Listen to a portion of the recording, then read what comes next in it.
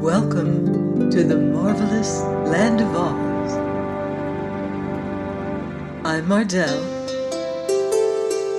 and here is our next book in the Oz series, The Land of Oz by L. Frank Baum.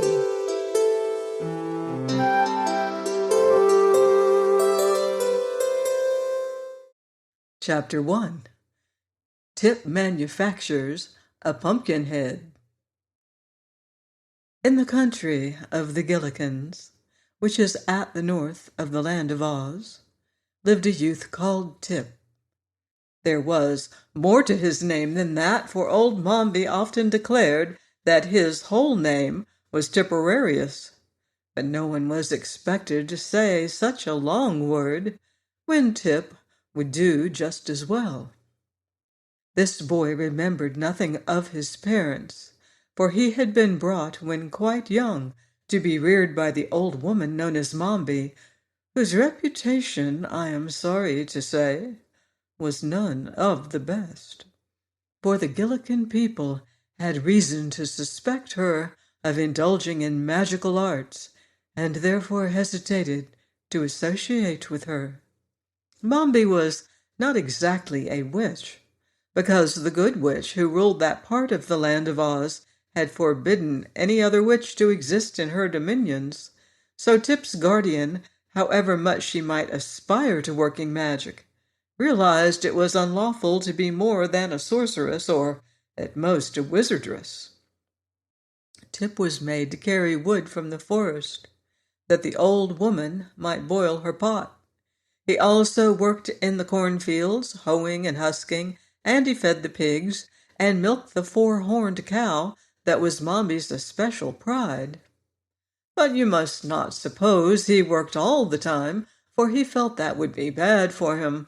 When sent to the forest, Tip often climbed trees for birds' eggs, or amused himself chasing the fleet white rabbits, or fishing in the brooks with bent pins.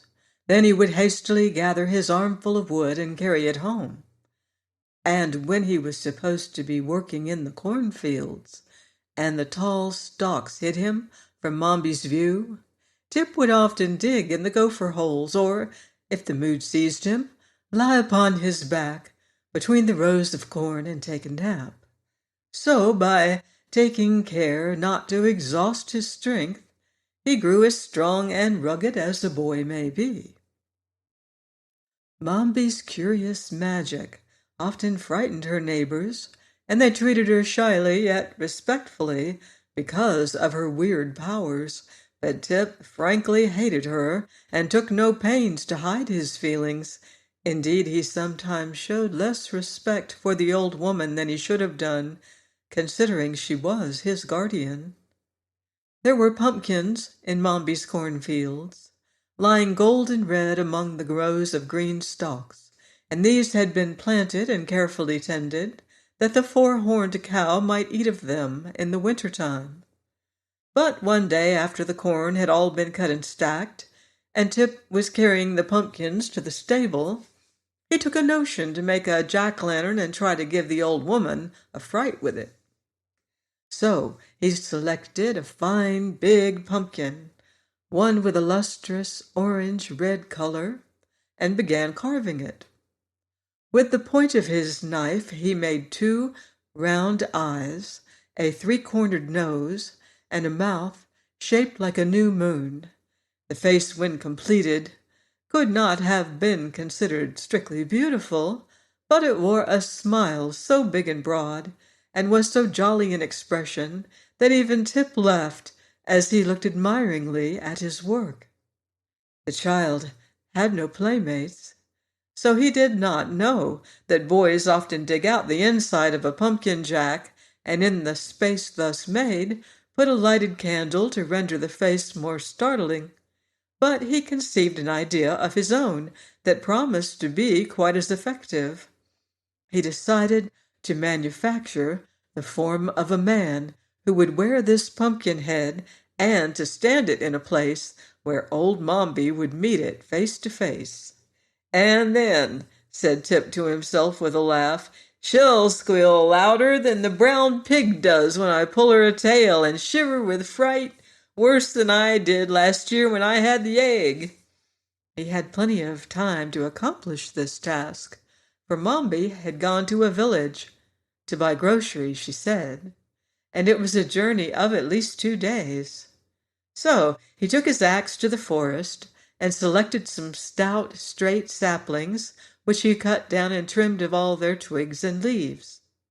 From these he would make the arms and legs and feet of his man.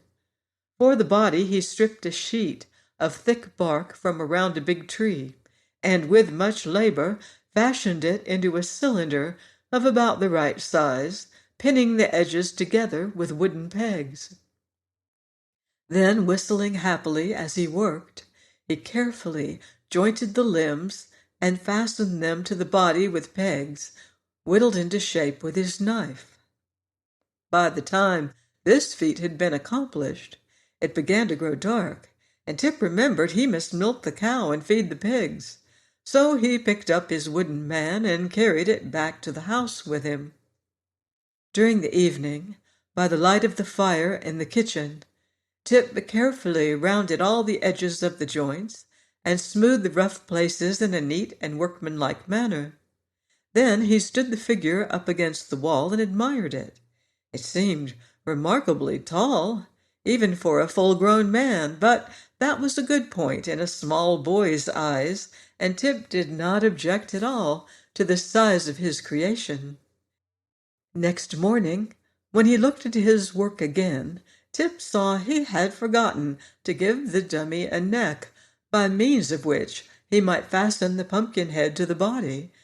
So he went again to the forest, which was not far away, and chopped from a tree several pieces of wood with which to complete his work. When he returned, he fastened a crosspiece to the upper end of the body, making a hole through the center to hold upright the neck. The bit of wood which formed this neck was also sharpened at the upper end, and when all was ready, Tip put on the pumpkin head, pressing it well down onto the neck, and found that it fitted very well. The head could be turned to one side or the other as he pleased, and the hinges of the arms and legs allowed him to place the dummy in any position he desired.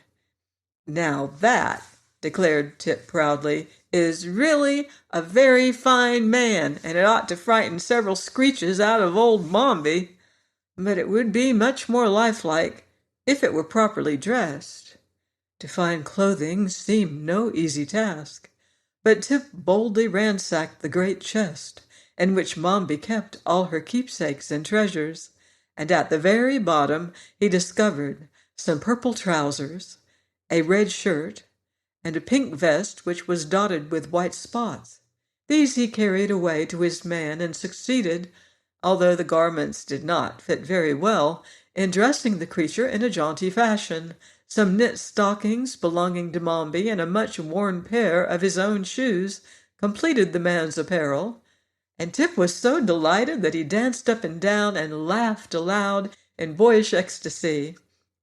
"I must give him a name," he cried. "So good a man as this must surely have a name. I believe," he added after a moment's thought, "I will name the fellow Jack Pumpkinhead." Oh, Tip, I don't think old Mombi has a sense of humor.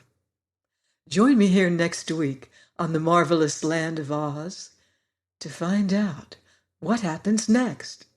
Goodbye for now. See you in Oz.